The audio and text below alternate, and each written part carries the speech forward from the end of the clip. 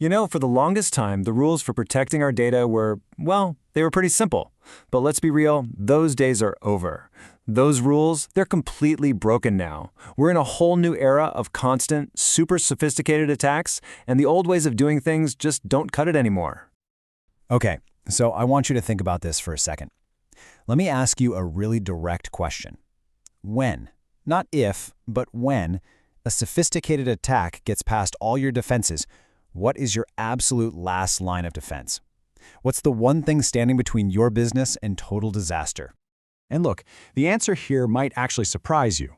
It's not your firewall. It's not your fancy network security. Those things can be breached, and honestly, they will be breached. Your absolute final, last line of defense is the integrity and the recoverability of your data itself. That's the new reality we're all living in. So, to really get a handle on this shift, we've got to admit that we're fighting a totally new kind of war. The old battlefield, with those predictable failures, it's gone. It's been replaced by a much, much more dangerous and intelligent enemy. Yeah, this slide right here, it just lays it all out perfectly. On one side, you have disaster recovery. That was all about things you could see coming. A server crashing, someone making a mistake. The fix was easy. Just back up your data. But cyber resilience, on the other hand, that's a whole different ballgame. It's about being proactive against smart enemies who are literally using ransomware and AI to try and outsmart you at every turn. And here's the kicker. This new adversary isn't just clever. They're coming at us with the same advanced tools we have. They're using our own technology against us, which has created this really dangerous, escalating arms race in cyberspace. Okay, get ready for this number because it should really make you sit up and pay attention. A 47% rise in AI-enabled cyber attacks. Yeah, 47%. This isn't some threat that's off in the future. It is happening right now. Attackers are using AI to build smarter, sneakier campaigns, and the pressure on defenders is absolutely immense. So what this all boils down to is a really crucial point captured perfectly in this quote. Your backup and storage gear. It isn't just some utility humming away in a server room anymore. No way. It has become the strategic last line of defense. And that shift in thinking, it changes everything. It directly connects a background IT function to the core risk of the entire business. All right, so if the bad guys have leveled up, we have to level up too, right? Our defenses have to evolve. So let's dive into the modern playbook for resilience, which is really built on this triad of core capabilities. Okay, so it really comes down to these three pillars: isolation, detection, and rapid recovery. You absolutely have to be able to isolate a clean copy of your data somewhere attackers can't get to it. You need to be able to detect threats early, ideally before they do any damage. And if the worst does happen, you need a lightning-fast, orchestrated plan to get your business back online. And this right here is a perfect example of what we mean by isolation. It's called a cyber vault, and it creates what's known as a virtual air gap. The best way to think of it is like a bank vault for your data that's digitally disconnected from everything else.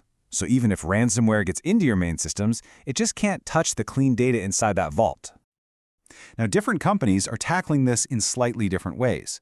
Cohesity's for Knox is kind of like putting your valuables in a safety deposit box at the bank. It's super simple, it's fully managed for you. Rubrik's Cloud Vault, on the other hand, is more like building your own private vault inside the cloud, which gives you more direct control. But the key thing is, both of them achieve that same critical goal: true, unbreachable data isolation. And recovery? Oh man, that's become incredibly sophisticated too. It's not just hit restore anymore. First, you've got to scan for threats while you're backing up so you're not accidentally saving bad data. Second, you use that cyber vault to guarantee you have a clean copy to work from. Third, you automatically verify that data in an isolated clean room before you bring anything back online. And finally, you orchestrate the whole recovery, automating the restoration of not just data, but your entire application stack. Okay, so with all this powerful new tech, a super important question comes up. How in the world do you choose the right partner to work with? Let's take a quick look at the vendor landscape and see who the key players are. Well, the market's kind of broken down into a few different camps, each serving different needs. You've got the big enterprise leaders like Cohesity and Rubrik, who focus on huge, complex environments. Then you have the major infrastructure providers like Microsoft and IBM, who are building resilience right into their platforms. And finally, you have specialists for smaller businesses and for those companies that are all in on cloud and SaaS apps. And underpinning all of this is a huge market trend that you just can't ignore. Companies are moving away from buying and managing their own hardware and are now consuming data protection as a service. It's a fundamental shift towards simplicity and subscription models. And if you don't believe me, just look at the numbers. The data protection as a service market is just set for explosive growth. We're talking about it being projected to nearly quadruple in size over the next decade. That's not just a trend, folks. That's the future of how companies are going to stay resilient. Okay, but all of this brings us to what I think is the most important point of this entire conversation.